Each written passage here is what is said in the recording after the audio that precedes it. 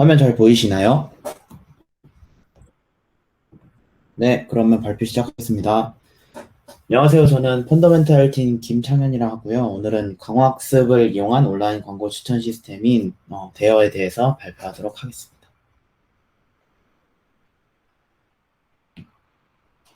먼저 인트로덕션입니다. 일단 온라인 광고 추천을 다루고 있는 논문이라서 온라인 광고 추천이 무엇인지 간단하게 짚고 넘어가려고 하는데요. 여기 오른쪽에 그림 보시는 것처럼 이거는 이제 제가 요즘 가장 관심 있는 키워드인 해피해킹이라는 키워드를 치면 네이버 상단에 뜨는 파워 광고란을 모아놓은 것인데, 이처럼 온라인을 통해서 기존의 뭐 TV나 아니면 버스 광고 등을 통해 이루어지던 광고들이 많이 이루어지고 있는데, 이 온라인 광고의 목적은 물건을 살 만한 소비자에게 광고를 제공하는 게 첫 번째가 있고요. 그리고 그를 통해서 수익을 최대화하는 게 두 번째 목표입니다. 그래서 이를 측정하기 위한 목표 지표로는 CTR과 ROI를 사용하고 있습니다.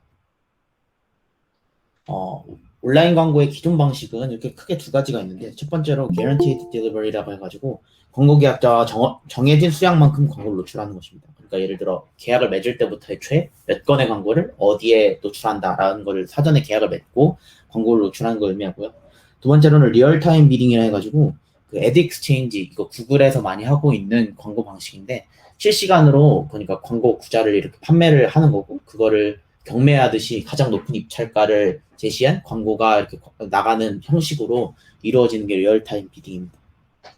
근데 이 두 가지의 공통적인 문제점이 뭐냐면, 첫 번째로는 오프라인하고 스태틱한 옵티마이제이션. 그러니까 뭔가 실시간 상황에서 피드백을 가지고 옵티마이제이션을 하는 게 아니라 한 번에 특정 분기를 가지고 이렇게 딱 끊어서 그걸로 옵티마이제이션을 하는 오프라인 상황에서의 옵티마이제이션이기 때문에 각각의 임프레션, 그러니까 유저가 그거를 그 광고를 보고 또한 클릭하는 것에 대한 그 임프레션을 인디펜던트하게 판단을 한다는 단점이 있습니다. 즉, 그래서 뭐 예를 들어서 어떤 유저가 옷 광고를 보고 나서 신발 광고를 봤을 때 자기가 그 옷에 매료되어서 그 신발도 연달아서 또 구매할 가능성이 있는 그러한 확률에 대해서는 무시한다는 점이죠. 두 번째로는 현재 상황에 놓여 있는 레베뉴만을 맥시마이즈 하고자 한다는 점인데요. 그러니까 그 미래에 그러니까 미래 수익이 현재에 미치는 영향 같은 거에 대해서는 고려하지 않고 현재 상황에서의 수익 최대화만 목표를 하고 있습니다. 그래서 앞서 제가 말씀드린 두 가지 단점을 해결할 수 있는 강화학습을 공부해 보신 분들은 대부분 알겠지만, 그러니까 미래의 리워드가 현재 어떤 영향을 미치는지에 대해서 강화학습에서 고려하고, 또한 이런 인프레션 간의 그 관계와 연결성을 타임스탬프를 통해서 고려하는 점이 있기 때문에 강화학습을 적용하는 시도들이 여러 건 있었고요. 근데 기존의 강화학습 모델들의 문제점은 뭐였냐면, 대부분의 연구들이 목적을 세울 때, 그러니까 광고 추천 모델의 목적을 세울 때 수익 극대화에만 초점을 두었다는 점입니다.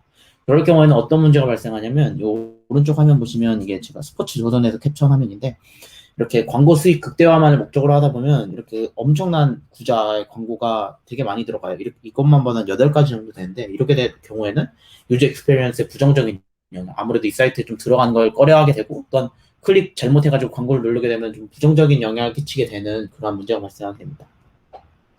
그래서 이 논문에서는 이 본인들이 해결해야 할 문제를 이렇게 정리하고 있습니다. 첫 번째로는 추천 모델링 시에 고려해야 되는 상황.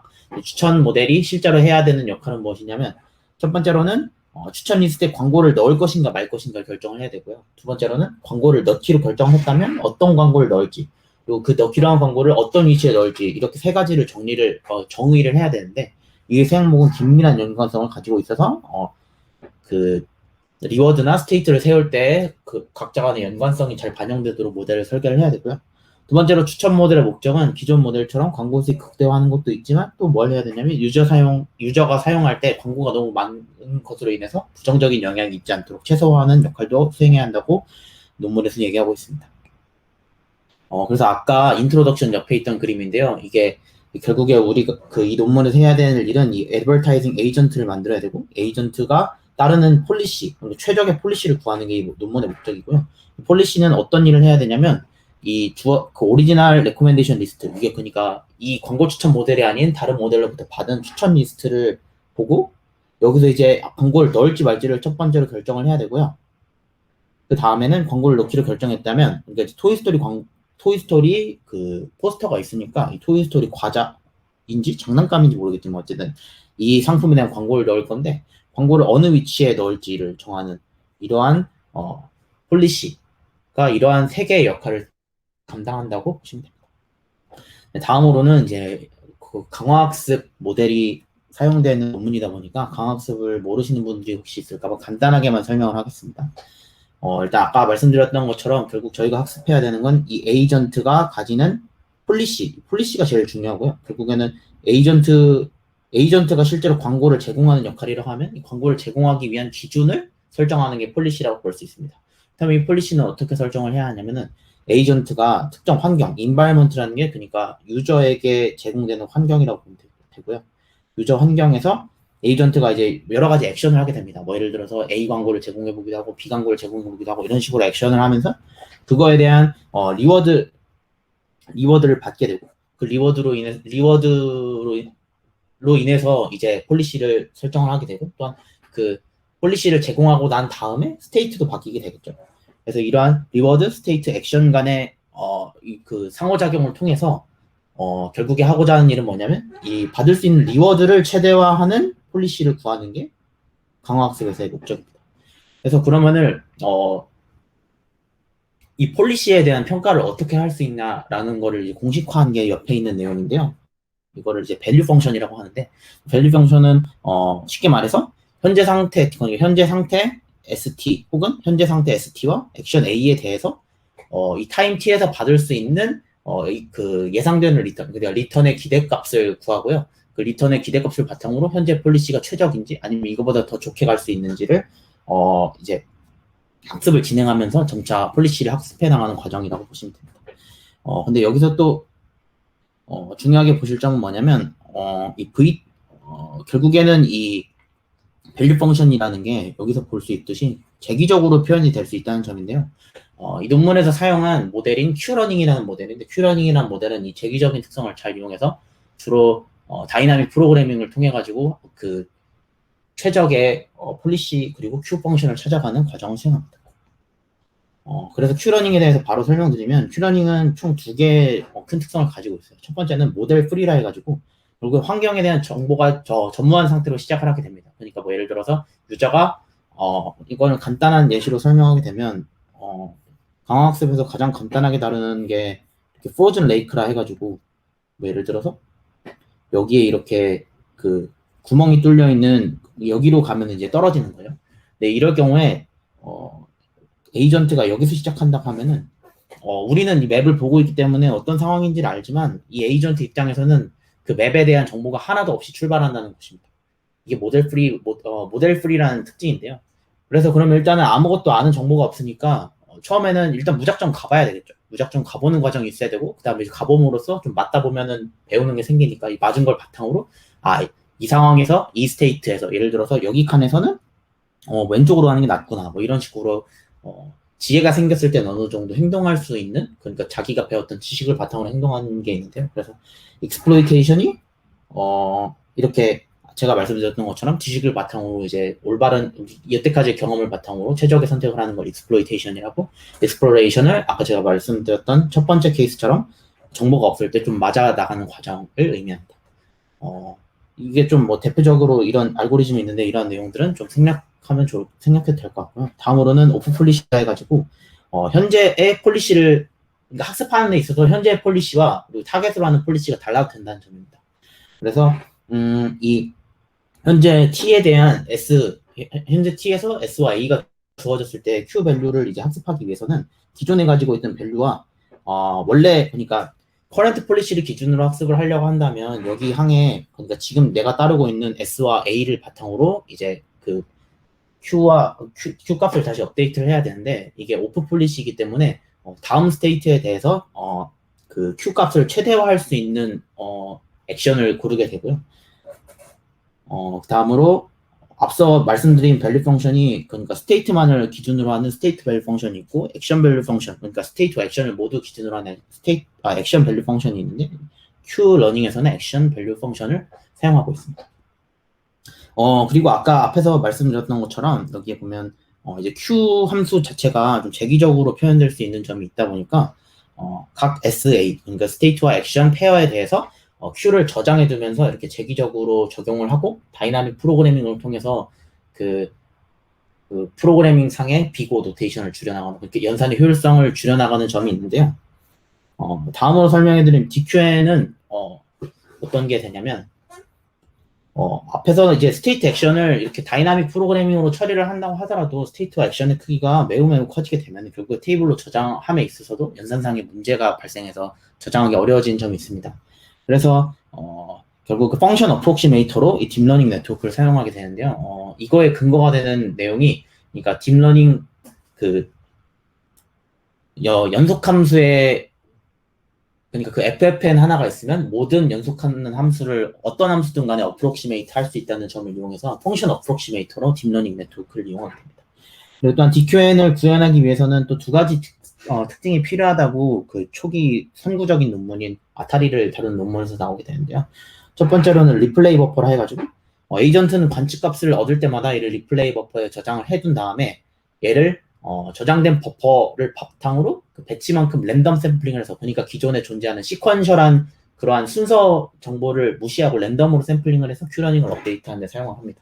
그다음 두 번째로는 타겟 네트워크는 픽스한다는 점이 있는데요. 그러니까 원래 기존에 존재하는 QSA를 QSA 세타 이런 식으로 표현을 하게 되겠죠. 세타를 바탕으로 표현을 하게 되니까, 이럴 경우에는 이거를 Y 마이너스 이런 식으로 표현을 할 때 이 Y항에도 결국에는 세타가 들어가게 되는데, 근데 여기서 들어가는 세타는 그냥 타겟으로 처리를 하고 무시를 한다고 보시면 됩니다. 다시 논문의 문제로 돌아와서 그 논문에서 해결하고자 하는 것들을 이제 MDP로 설명을 드리면, 결국에 MDP랑에서 필요한 게 스테이트, 액션, 리워드, 그리고 전이 확률인 P, 또한 그 디스카운트 팩터. 디스카운트 팩터는 현재 상태에서 미래가 현재에 미친 영향을 얼마만큼 줄일 것인지를 의미하는 게 디스카운트 팩터고요. 일단 스테이트를 말씀드리면, 스테이트는 현재까지 유저가 브라우징했던 광고와 추천 목록의 히스토리, 그리고 현재 내가 받아보고 있는 추천 리스트, 또한 현재 타임T에서 내가 이 서비스를 이용하고 있는 콘텍스추얼 인포를 포함하는 것이 스테이트입니다. 액션은 어드버타이징 에이전트가 앞서 말씀드린 세 가지 광고 넣을지 말지, 어디에 넣을지, 어떤 광고 넣을지에 따라서 고르게 될 액션을 의미하게 되고요. 리워드는 이 스테이트 ST와 액션 AT에 대해서 유저가 어떤 피드백을 주는지, 그러니까 광고 수익과 앞서 말씀드렸던 유저 익스페리먼스가 부정적인지 아닌지를 합산한 결과를 리워드로 표현을 하게 되고요. 트랜지션 프로버빌리티는 ST와 AT가 있을 때 다음 스테이트 ST 플러스 1로 넘어가게 될 확률. 디스카운트 팩터는 앞서 말씀드렸던 것과 동일합니다. 그래서 궁극적인 목표는 이 히스토리컬 MDP, 그러니까 여기서는 기존에 있었던 기존 데이터를 이제 SAPR 감마로 표현을 해두고, 이걸 바탕으로 큐뮬러티브 리워드, 그러니까 현재 기준으로 미래 끝까지 받을 수 있는 모든 익스펙티드 리턴 리워드의 총합을 최대화하는 폴리시 파일을 찾는 게 목표입니다. 혹시 여기까지 중에 질문이 있을까요? 네, 다음으로 알고리즘 자체에 대해서 설명해 드리겠습니다. 일단 이 DR 논문을 설명하기에 앞서서 기존에 사용되던 DQN 모델들이 어떤 형식이었는지, 광고 추천에 사용되는 DQN 모델들에 대해서 설명을 드리자면, 크게 두 가지 구조가 있었다고 하는데요. 첫 번째로는 A 모델인데, A 모델에서는 스테이트, 그러니까 여태까지 봐왔던 광고, 추천 히스토리, 그리고 지금 보는 광고, 지금 보는 추천 리스트를 뉴럴 네트워크에 집어넣어서 L개의 큐밸류를 뽑아내는 겁니다. 그 중에서 베스트 값을 고르는 건데, 이렇게 될 경우에는 광고의 로케이션은 판별을 할 수 있지만 스테이트 자체가 광고에 대한 정보를 담고 있는 건 아니기 때문에 어떤 광고를 넣을지에 대해서는 알 수 없다는 점이 있고요. 두 번째로 모델 B에서는 이 스테이트와 액션까지 같이 넣어줍니다. 그러니까 어떤 광고를 넣을지 그 광고에 대한 액션 정보까지 같이 넣어주게 되면은 Q밸류를 하나를 뽑아낼 수 있는데, 결국에 그러면은 이게 의미하는 바는 뭐냐면, 특정 광고를 넣었을 때 Q밸류가 얼마인가라는 걸 알 수는 있지만, 이렇게 될 경우에는 특정 광고는 고를 수 있는데 광고 로케이션까지는 알 수가 없어요. 그럼 굳이 광고 로케이션 알고자 한다면은 이 액션 값에다가 기존에 의미하는 AD에다가 AT 로케이션까지 넣을 수가 있는데, 이때 로케이션이 들어갈 수 있는 경우의 수가 L개라고 하면 결국 총 그 딥러닝 네트워크에 넣어야 되는 그 노테이션 개수가 이 A 곱하기 L개가 되는데, 이렇게 될 경우에는 너무 사이즈가 커져 버려서 실제 그 인퍼런스 상황에서 사용할 수 있는 속도가 나오지 않게 된다고 합니다. 그래서 이 모델 자체도 결국 한계가 있어서 주로 특정 광고를 고르는 용도로만 사용을 한다고 하고요. 그래서 이 두 모델 A와 B는 익스클루시브한 관계라고 할 수 있습니다. 근데 디어에서 결국에 극복한 건 뭐냐면 첫 번째로는 A와 B의 특징을 모두 아우르는 모델이고 두 번째로는 시간 복잡도 그러니까 여기서 이 B에서 시간 복잡도 AL에서 말한 케이스를 OA만으로도 구현해낼 수 있다는 점을 컨트리뷰션으로 내세우고 있습니다. 그래서 이제 디어에 대해서 이제 스테이트, 액션, 리워드 순서대로 어떻게 정의를 했는지 그리고 DQM 모델은 어떻게 설계했는지를 설명해 드리도록 하겠습니다. 먼저 스테이트 피처는 다음과 같은데요. 앞서 말씀드렸던 것처럼 스테이트 피처는 이렇게 빨간색, 파란색, 초록색 이렇게 총 세 가지의 구조로 되어 있습니다. 첫 번째로 그러면은 여태까지 봐왔던 그 추천 결과와 그리고 광고의 브라우징 히스토리는 어떻게 표현을 하냐. 이거는 이제 우리가 여태까지 봐왔던 시간 0에서 t-1까지의 정보를 확인을 해야 되기 때문에 GRU를 이용하여 가지고 시퀀셜 프리퍼런스를 추출해낸 벡터를 사용을 하게 되고요.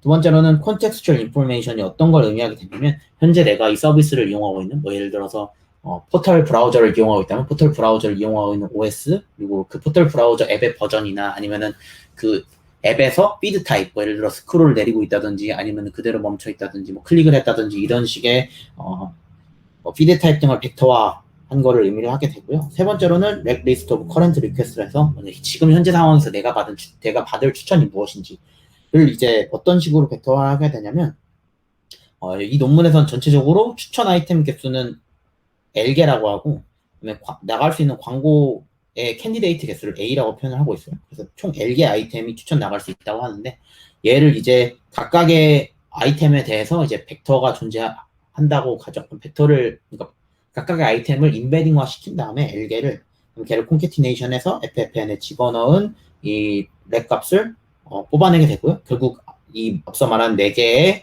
밸류를 콘캐티네이션 한 걸로 이제 그 스테이트 피처를 뽑아내게 됩니다.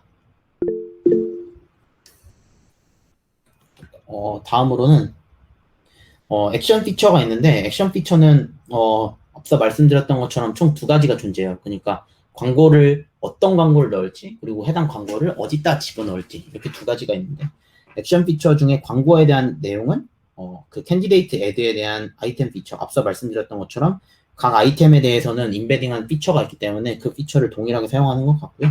다음으로는 로케이션, 어느 로케이션에 넣을지인데 총 들어갈 수 있는 광고의 개수가 L개라고 하면 이렇게 뭐 L개라고 하면은 여기 맨 앞부터 쭉쭉쭉 뛰어서 L 플러스 1개의 경우의 수가 존재하기 때문에 결국에는 RL 플러스 1개 차원으로 표현할 수 있고요. 이걸 이제 원합 벡터를 사용하게 되는 거죠. 그러니까 예를 들어 세 번째에 넣으면 세 번째 성분만 1인 원합 벡터를 처리를 해서 이렇게 두 개를 묶어가지고 액션 피처로 사용을 하고 있습니다.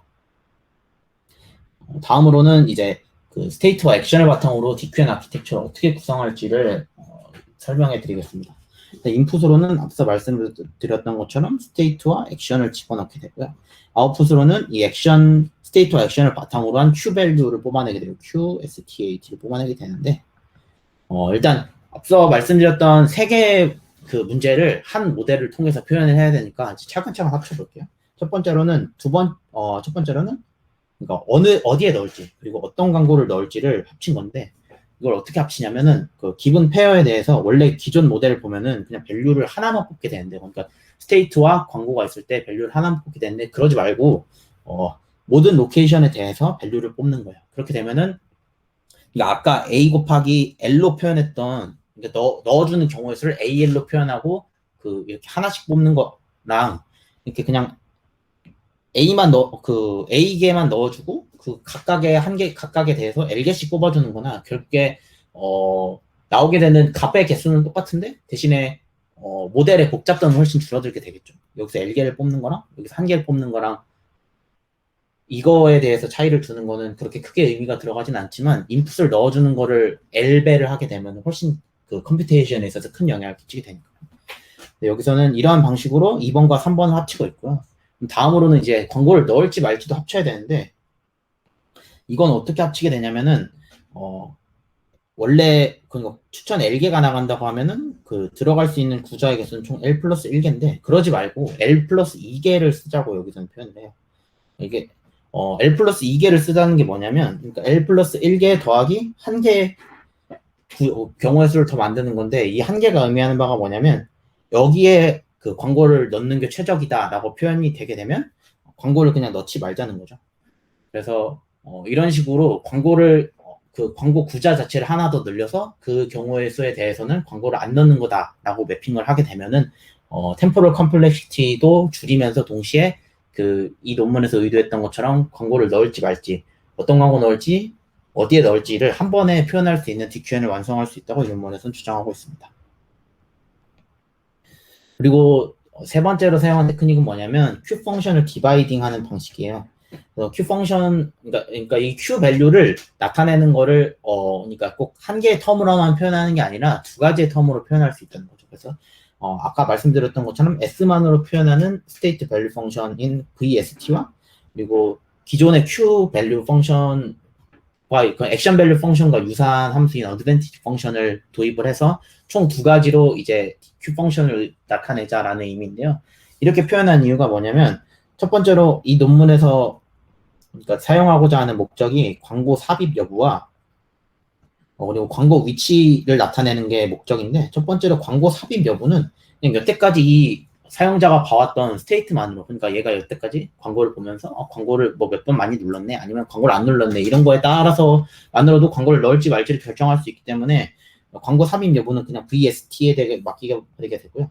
광고 위치의 경우에는 광고를 삽입 여부가 결정된 거 더하기, 또 내가 현재 광고가 어떤 건지, 그러니까 아까 토이스토리 광고처럼 이 광고가 지금 추천된 아이템과의 연관성도 봐야 되고, 뭐 이런 점들도 고려를 해야 되기 때문에 모든 피처에 의해서 결정돼야 한다고 하기 때문에 이런 광고 위치 같은 경우는 이 어드밴티지 펑션을 통해서 결정하도록 이 모델에서 설계를 하고 있습니다.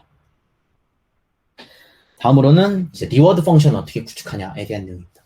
리워드 펑션은 이제 ST와 AT를 인풋으로 받게 되고, 결국에 아까 말씀드렸던 것처럼 그 리워드 펑션은 유저의 피드백을 의미를 하게 되는데, 피드백으로 받을 수 있는 게 그 광고로 인한 수익, 그리고 또한 그 광고가 유저의 경험에 미치는 부정적인 영향을 의미하게 되는데요. 이 애드버타이징 에이전트의 경우에는 이 광고로 인한 수익은 최대화를 해야 되고, 또한 유저의 그 부정적인 익스페리언스는 오히려 미니마이즈 해야 되는 목적을 가지고 있습니다. 그래서 총 두 가지 텀으로 나눠서 표현을 하게 되는데요. 여기서 이 유저의 부정적인 경험인지 아닌지는 어떻게 알 수 있냐면, 그러니까 이게 데이터셋을 채취할 때 애초에 세션 단위로, 그러니까 유저가 처음 접속해서 유저의 접속이 끝날 때까지의 과정을 한 세션으로 보고 처리를 하기 때문에 그 세션을 이제 뭐 클릭 단위나 아니면 노출되는 임프레션 단위로 이제 딱딱딱 끊게 되면은, 예를 들어 T 세션에서 다음 리스트를 브라우즈 했으면은 이 유저가 부정적인 경험을 가지지 않고 다음 세션을 또 받구나라는 의미에서 1로 처리를 하게 되고요. 아니고 그냥 나가게 되면은 0으로 처리를 해서 유저가 부정적인 영향을 받았는지 안 받았는지를 처리하게 되고요. 이렇게 구성을 하게 되면은 그냥 RTEX도 맥시마이즈 할 때 더 그 기존의 이 AA가 가지고자 하는 목적과 부합하는 형태이기 때문에 이런 식으로 익스페리언스에 대한 텀을 설계를 했고요. 그리고 그 광고로 인한 그 인컴은 어떤 식으로 표현하게 되냐면, 여기 RTAD로 표현하게 되는데, 여기서는 해당 광고의 레비뉴, 그러니까 광고를 노출함에 따라 받을 수 있는 단가를 넣게 되고, 대신 이 RTAD를 넣을 때 앞서서 L 플러스 2 슬롯을 골라서 그 광고가 노출되지 않는 경우에는 실제로는 광고로 인한 수익은 안 받는 거니까, 그럴 경우에는 리워드를 0 처리하고요. 그렇지 않고 광고가 실제로 삽입되는 경우에만 이 값을 레비뉴를 넣어주게 됩니다. 네, 그래서 앞서 주어진 조건들 SAR 그리고 또한 GQN 구조를 사용하게 되면 옵티멀 폴리시에 의한 액션 밸류 펑션은 다음과 같이 이렇게 구할 수가 있고요. 여기서는 그러니까 T에 대한 SA Q밸류, 옵티멀 Q밸류 펑션을 구하기 위해서는 ST 플러스 1에 대한 모든 에즈 그리고 모든 로케이션스에 대해서 조회를 해봐야 한다는 결과가 나오게 됩니다. 그래서 그럼 본격적으로 모델을 학습시키는 과정에 대해서 설명을 하자면은, 과거 데이터들을 기반으로 오프 폴리시를 통해 학습합니다. 앞서 말씀드렸던 것처럼 오프 폴리시는 현재 커렌트 폴리시와 타겟 폴리시가 다르다는 점인데요. 여기서 커렌트 폴리시가 의미하는 바는 뭐냐면, 이 데이터셋을 구축할 때 커렌트 폴리시는 기존의 이 디어가 아니라 다른 기존에 존재하는 광고 노출 전략인 BST에 의해서 예를 들어 그 기존 모델로 이미 그러니까 추천을 내보낸 결과가 있고 그에 대한 리워드나 그에 대한 임프레션 혹은 클릭에 대한 결과가 있을 거잖아요. 그 기존 광고 노출 전략에 의한 이 마르코프 디시전 프로세스 페어들을 다 저장을 해두고요. 그걸 이제 리플레이 버퍼로 저장을 하고 그 다음에 이 리플레이 버퍼로부터 미니 배치를 뽑아가지고 AA 파라미터를 학습하게 됩니다. 이럴 경우에는 결국에는 이 학습하는 모델인 디어는 커렌트 폴리시를 따르지 않고 오히려 타겟 폴리시를 따라가게 되기 때문에 실제로 오프 폴리시라고 표현을 할 수 있게 되고요. 옵티마이제이션을 시킬 때는 이런 식으로 표현을 하게 되는데 우리가 구해야 되는 거는 이 Q 세타를 바탕으로 한 Q 밸류 펑션을 구해야 되는데 여기서는 이 YT 그러니까 이 타겟은 어떻게 설정을 하게 되냐면은 우리가 이제 결국에는 모든 데이터셋에 대한 그러니까 미리 사전 정보를 알고 있기 때문에 YT는 그러니까 T 기준으로 T보다 한 단계 앞선 T 플러스 1에 대한 모든 경우의 수를 다 보면서 최대화되는 값을 구하고 그걸 바탕으로 한 그 최대화되는 액션을 고르고 그거를 바탕으로 한 Q밸류를 더해줘서 타겟 값을 구할 수 있게 됩니다. 그러니까 과거 데이터를 미리 알고 있기 때문에 그걸 기반으로 이미 타겟 값을 구할 수 있게 되고요. 대신에 L세타를 학습할 때는 이 YT에도 보시면 여기 세타가 동일하게 들어가게 되는데 대신 이 세타는 고정을 하게 됩니다. 그래야만 이제 YT가 실제로 변동되지 않고 그냥 고정된 값으로 멈춰있게 되고 학습 결과에 의해서 이 Q, STAT 세타가 훨씬 더 잘 수렴할 수 있는 결과로 가게 됩니다. 그래서 이게 앞서 계속 말씀드린 학습하는 알고리즘을 표현한 내용이고요.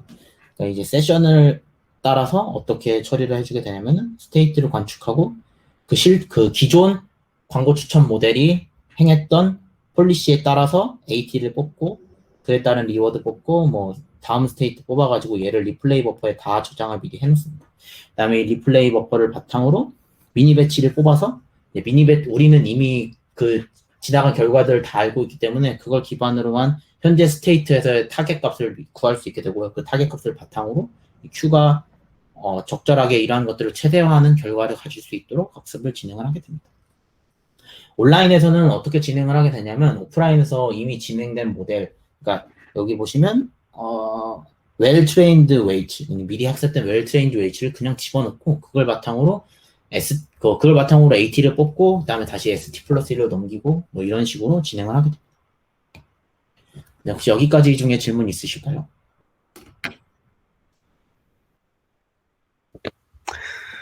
네, 발표 잘 듣고 있습니다. 입력에서 네. OS나 버전 같은 것도 벡터화해서 입력을 한다고 했는데, 네. 근데 OS는 그러면 어떻게 벡터화를 진행한 건가요? 그런 구체적인 내용까지는 언급되어 있지 않고요. 그냥 제가 추측해 볼 수 있는 바로는 그 사용하는 브라우저 정보, 예를 들어 인터넷으로, 그러니까 컴퓨터로 들어갔을 수도 있고, 핸드폰이라 하면은 또 iOS가 될 수도 있고, 안드로이드가 될 수도 있고, 그런, 그 안드로이드 안에서도 버전이 여러 개 있을 수 있고, 이런 거를 아마 나눠서 벡터화 아마 원합 벡터로 진행을 하지 않았을까 싶습니다. 일단 구체적인 내용은 논문에 나와 있지는 않아요. 그런 부분에 대해서 구체적인 내용은 나와 있지 네. 않았던 건가요? 네. 네, 그리고 다음이었나 다음 PPT의 어드밴티지 함수? 네. 네, 어드밴티지 펑션 그 부분에 대해서 조금 더 설명을 해 주실 수 있을까요? 이게 그러니까 그 Q 밸류 펑션을 구하는 데 있어서 결국에는 그러니까 인풋을 나눠주는 거죠. 쉽게 말해서 이 DQN이라는 그러니까 여기서 다룬 이 디어라는 모델 자체가 결국에 그러니까 다목적 함수잖아요. 그러니까 다목적을 가지고 그 강화 학습을 진행하는 모델인데 이럴 네. 경우는 보통 히에라키얼 강화 학습 모델을 사용한 HQN이라든지 이런 식으로 진행을 하곤 하는데 여기서는 그렇게 계층적으로 순차적으로 진행하는 건 아니지만 대신 이제 그 목적에 따라서 인풋 값을 달리해준다라고 보시면 될 것 같아요. 그냥 말씀드렸던 것처럼 여기서 이뤄야 될 목표가 광고 삽입 여부도 잘 찾아야 되고 또 광고를 어디에 넣는지도 잘 찾아야 되는데 각 목적을 달성하기 위해서 필요로 하는 인풋이 각각이 다르다 보니까 그냥 이렇게 나눠줌에 따라서 각각 목적에 필요한 인풋만 이렇게 정확하게 필요한 만큼만 인풋을 받는 구조로 그냥 설계를 했다고 보시면 될 것 같습니다. VST랑 그러면은 A를 가지고 이제 어떻게 Q를 계산이 된 건가요? 저도 그걸 진짜 알고 싶은데 이 논문에서 그런 자세한 내용까지는 안 나와 있어가지고요. 저 좀 답답한 점이 있습니다. 일단 아, 여기 그냥 V랑 A, 디바이드, 네. 네, 그냥 디바이드 했다까지만 나와 있어요. 그 이후에 어떻게 콘캣을 하는지 뭐 어떻게 다시 FFN을 넣는지 뭐 이런 내용에 대해서는 언급이 안 되어 있습니다. Drive Q with V and A 뭐 이런 식으로만 나와 있다는 네네, 얘기세요? 그냥 그런 식으로만 나와 있어요. 당황스럽네요. 저도 좀 당황스러운 면이 있어가지고. 저 어드밴티지 펑션이 사실 뭐 A2C, A3C라던가 그런 이제 폴리시 그레디언트 방법론에 있어서 이제 조금 더 그 그런 계산을 잘 해보자라는 의미로 어드밴티지 펑션이라는 걸 쓰기도 하는데 그런 거랑은 어떤 혹시 연관이 있나 싶어서 여쭤봤는데 그냥 저런 식으로 논문에 서술이 되어 있다고 하면은 네. 네네. 뭐 폴리시 베이스드 뭐 그런 쪽 내용에 대한 언급은 아예 없어요. 알겠습니다. 감사합니다. 네.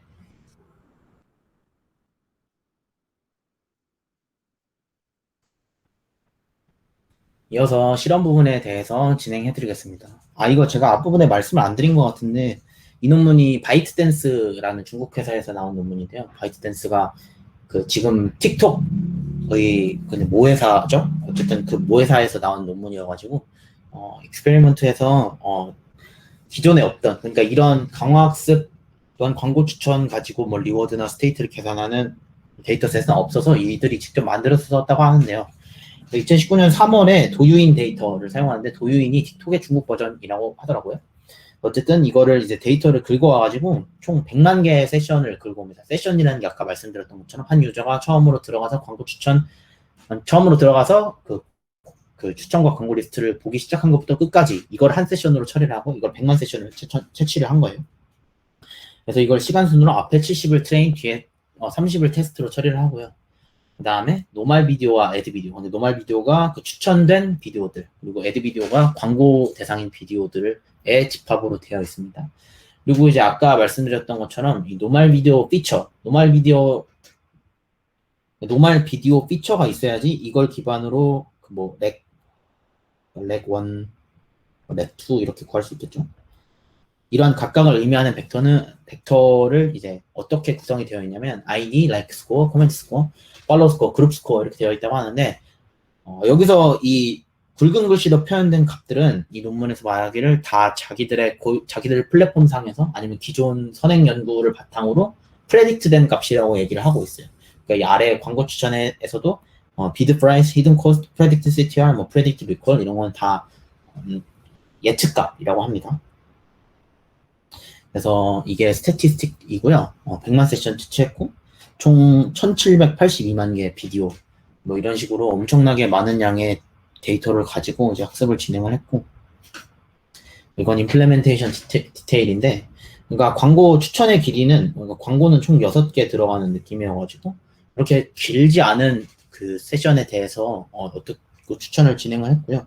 근데 결국에 이 논문에서는 그 추천 길이가 6개면은 결국에 그 GQN, 그러니까 디어에서 사용하는 총 Q밸류의 개수는 몇 개가 되냐면 L 플러스 2 해야 되니까 8개, 총 8가지 경우의 수에 대해서 하나의 ST, AT, AD에 대해서 총 8개의 Q밸류를 뽑아내고 그 중에서 최저값을 바탕으로 액션을 선택한다고 보시면 됩니다. 그 다음에 디멘전은 뭐 이렇게 되어 있고 디스카운트 팩터는 0.95라 해가지고 그러니까 미래가 미치는 영향이 현재의 한 세션 뒤면 5%, 그 다음이면은 뭐 5의 제곱 프로 뭐 이런 식으로 진행을 하도록 되어 있습니다. 그래서 이러한 추천 결과를 표현하기 위한 방법으로는 매트릭으로 accumulated reward를 사용을 하게 되는데요.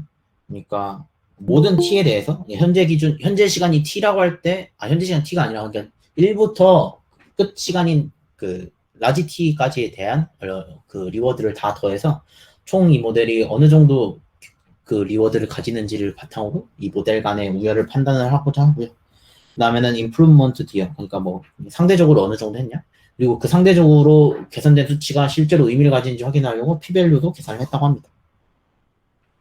베이스라인 모델로는 이렇게 네 가지가 있는데요. 이제 YDNDB 추천 시스템을 잘 모르시는 분들을 위해 설명하면 약간 조상격되는 모델입니다. 그러니까 추천 시스템 더하기 딥러닝이 거의 이 모델을 시작으로 시작됐다고 보시면 될 것 같아요. 그래서 A와 B는 약간 비슷한 형태의 모델인데 B가 A보다 조금 나은 점이 있다고 보시면 되고요. A에서는 그러니까 이렇게 피처를 바탕으로 FFN 한 거랑 이 피처를 엔지니어링해서 얻은 다른 피처를 바탕으로 이거를 리니어 모델을 통과시킨 값을 이 콩캣까지는 아니어도 이걸 앙상블해서 결과물을 만들어내는 형태고요.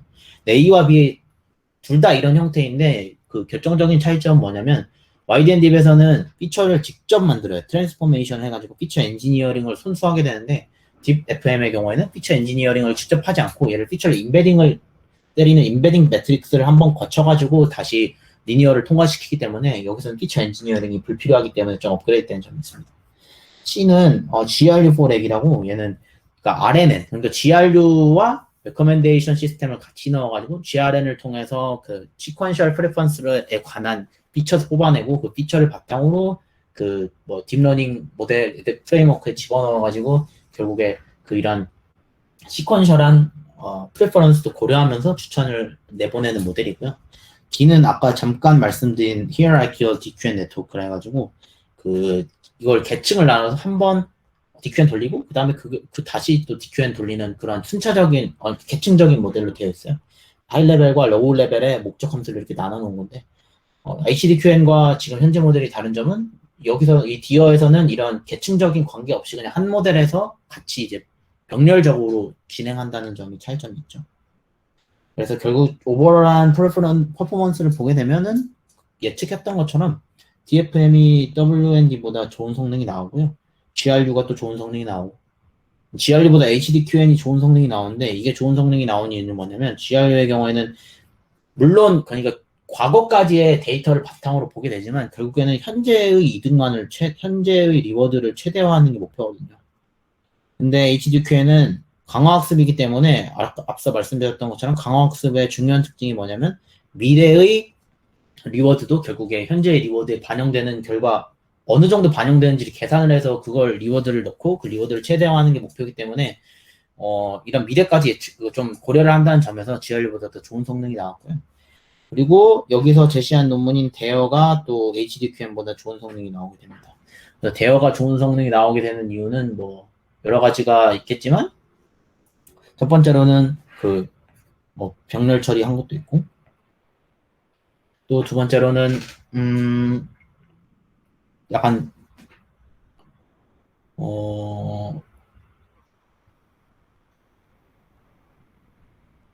네, 어쨌든 일단 이 부분은 잠시 넘어갈게요. 다음에 이제 컴포넌트 스터디인데 이제 이 모델이 이루고 있는 여러 가지 부분들을 하나하나씩 떼고 좀 그거를 다른 걸로 대체를 하면서 그로 인해서 이 부분들이 각각 얼마나 영향을 미쳤는지를 조사하는 건데요. 첫 번째는 슈퍼바이스드 러닝이라고 되어 있는데 이 부분도 사실 논문에 정확하게 명시가 되어 있지는 않아가지고 논문에 어떤 식으로만 나와 있냐면 이 디어랑 같은 모델 구조를 다 쓰는데 대신에 슈퍼바이즈드 러닝 매너로 학습을 한 모델이라고만 표현이 되어 있어서 구체적으로 어떻게 진행을 한 건지에 대해서는 확실하게 나와 있지는 않지만 어쨌든 강화학습 방법론을 사용한 게 상대적으로 10%더 좋았다 이런 내용이고 이번에서는 아까 그러니까 기존 여태까지의 추천 브라우징 히스토리 또한 광고 브라우징 히스토리를 피처화할 때 GRU 대신에 그냥 풀리 커넥티드 네트워크를 넣었을 때 이만큼 개선 효과가 있었다고 합니다. 상대적으로 그러니까 GRU 넣은 게 FCN 넣은 것보다 이만큼 개선되었다 이런 내용이죠. 3번에서는 GQN을 피겨 2-B처럼 그러니까 이렇게 추천 결과를 L개 뽑아내거나 하지 않고 그냥 한 개 뽑아내는 형식으로 했을 때는 이만큼 개선이 있었다고 하고요. 4번에서는 기존의 큐 펑션을 디바이드하지 않고 그냥 하나의 큐 펑션으로만 집어넣는 형태로 진행을 하게 되면 이만큼 개선이 있었던 겁니다. 5번은 그 결국에 우리가 구해야 되는 게 광고를 어떤 걸 넣을지, 어떤 위치에 광고를 넣을지를 정해야 되는데 5번에서는 어떤 광고를 넣어야 될지 고려하지 않고 그냥 랜덤으로 넣었을 때는 성능이 이만큼 떨어진다 하고요. 그 어떤 광고를 넣을지는 구하지만 그 광고를 넣는 위치를 랜덤으로 처리하게 되면 이만큼 그 성능이 떨어진다고 합니다. 결국 이 총 6가지의 방법 모두가 실제로 영향이 있었다고 하고요. 다음으로는 패러미터 센시티비티 애널리시스라 해가지고 얘는 뭘 구하는 거냐면 그 R이라는 게 RAD 더하기 알파 REX를 기반으로 구성되는데 여기서 이 알파 값이 변함에 따라서 전체 리워드는 어떻게 변하는지 그리고 각각 REX와 RAD가 어떻게 변하는지를 나타내는 그래프입니다. 그래서 여기서 알파 값이 커지게 되면 자연스럽게 여기 이 값에 대한 비중이 커지니까 결국에는 유저의 부정적인 영향을 그러니까 REX는 아까 말씀드렸던 게 그러니까 계속 보면 그러니까 유저가 계속 보게 되면 1이니까 유저가 계속 보는 거에 대한 중시를 하게 되는 거겠죠. 그래서 결국 광고를 적게 넣게 되고요. 그렇게 되면 유저의 부정적 영향은 줄여서 이 값은 1이 계속 많이 뜨게 되겠죠. T가 있으니까 1이 계속 많이 뜨게 되지만 결국 광고 매출은 이 RAD 값은 자연스럽게 줄어들게 됩니다. 이렇게 이 A 부분을 보시면 확인할 수 있고요. 반대로 알파가 작아지게 되면은 반대로 이루어지게 되는데 대신 이거를 이제 그 리니어한 그 웨이티드 에버리지라고 볼 수 있는 이 R 값을 봤을 때 결국에 알파가 1일 때 그러니까 이 도유인이라는 구좌에서는 알파가 1일 때 R이 최저값이 구해지게 되지만 이건 각자의 비즈니스 특성에 따라서 또 다 다르기 때문에 적절한 값을 선택해야 한다고 이 논문에서 얘기하고 있습니다. 여기까지 중에 질문 혹시 있으실까요?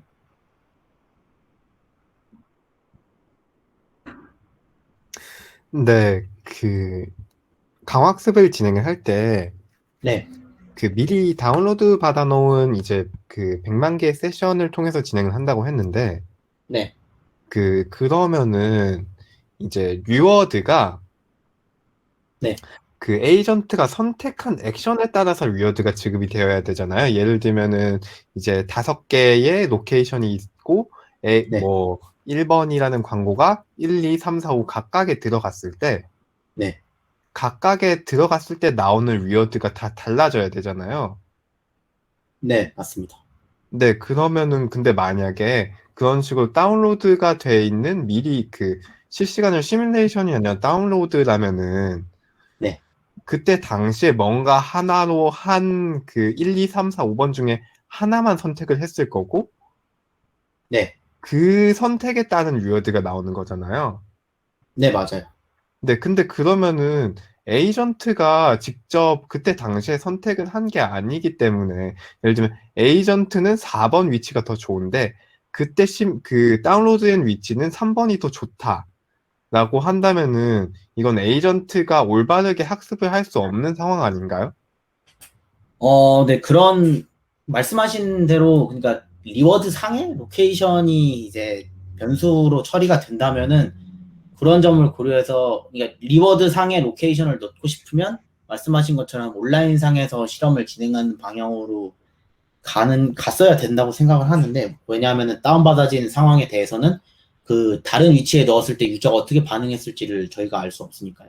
네네. 근데 여기 논문에 써진 걸 보면은 그 리워드 함수를 구축하는 데 있어서는 로케이션을 고려하지 않는 걸로 되어 있어요. 그냥 해당 광고를 넣었을 때 받을 수 있는 돈하고 그 광고를 넣었을 때 혹은 안 넣었을 때에 그러니까 해당 광고를 넣었을 때에 받는 그러니까 유저 익스페리언스 그러니까 AT 기준이니까 그러니까 해당 광고를 넣었을 때 유저가 나가는지 안 나가는지만 고려를 하고 있어요. 그 말씀하신 것처럼 그 로케이션에 대해서 우리가 그 리워드 그러니까 유저의 피드백을 모든 경우의 수에 대해서 받을 수 없으니까 일부러 이 리워드 함수를 설계할 때 있어서 그 부분은 제외한 것 같습니다. 근데 그렇게 따지면은 로케이션이 아니라 광고 종류에 따라서 달라지는 게 예를 들면 그러면 1번 위치에 계속 고정을 해두고 저희가 낼 수 있는 광고가 5가지 있어서 A, B, C, D, E가 있다고 하면은 네, 다운로드된 거에는 A, B, C, D 중에 하나만 1번 위치에 조회가 됐을 거잖아요. 근데 네, 에이전트는 1번 위치에서 D가 제일 좋을 것 같아, 그때 당시에. 라고 네. 하면은, 그거는 마찬가지로 위어드가 그 에이전트가 선택한 거의 결과에 따라서 위어드가 나오는 게 아니지 않나요? 한 번만 다시 말씀해 주실래요? 그러니까 예를 들면은 이제, 어, 이미 진행된 상황을 가지고 학습을 진행을 한 거잖아요.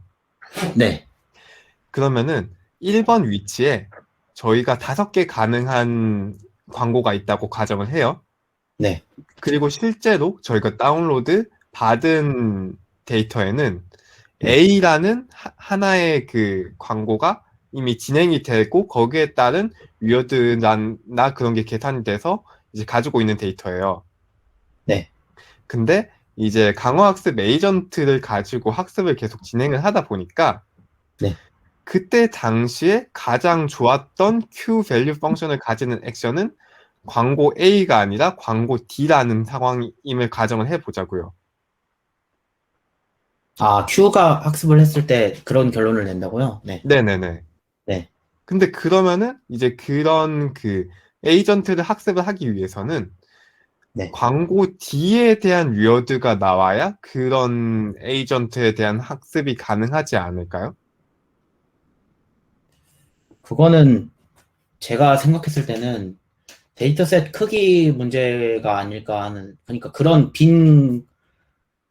그러니까 예를 들어 나갈 수 있는 그 광고의 개수가 뭐 5개인데 각각에 대해서 뭐 A의 경우의 수에 대해서만 그러니까 예를 들어 그 모든 경우의 수를 맞출 수 있는 데이터셋을 설계를 하고 그걸 바탕으로 이제 오프라인 러닝을 진행을 해야만 의미가 있을 거라고 생각하고요. 말씀하신 것처럼 그렇게 그 모델이 이런 결과를 냈을 때 그거에 대해서 리워드를 가질 수 없는 경우가 생기게 되게끔 데이터셋을 설계하게 된다면 이 모델 자체에 허점이 생길 거라고 생각합니다. 대신 이 모델을 설계할 때 있어서 그런 점들은 물론 논문에 구체적으로 나와 있진 않지만 아마 고려해서 데이터셋을 설계했어야 하는 게 맞다고 생각합니다. 그래서 일단은 가지고 있는 데이터셋에 대해서 그런 방향으로 따라갔을 때 나오는 위어드를 가지고 약간 학습을 진행을 했다라고 봐도 될까요, 그러면? 네, 그래서 제가 생각하기에는 일단 이 기존에 가지고 있는 이 그러니까 여기서 B라고 언급을 하는데요. 그러니까 기존 광고 추천 전략에 대해서. 그러니까 그거를 따라가되 그거를 세부 튜닝하게 되면은 더 좋아지고 그게 옵티멀이다. 그러니까 기존에 가지고 있던 B라는 것 자체가 옵티멀에서 크게 멀지 않다라는 가정을 바탕으로 진행을 한 이 학습인 거라는 생각이 들었어요. 알겠습니다. 감사합니다.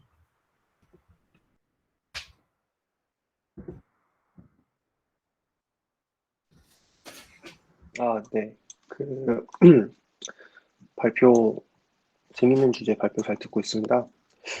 그, 전체적으로 그 강학습 포커스에 지금 맞춰져 있는 논문을 리뷰를 해주셨는데, 제가 알기로 이 추천 시스템의 모태는 그뭐 페이지 랭크 이런 거 있잖아요. 뭐 네, 콜라보레이티브 필터링?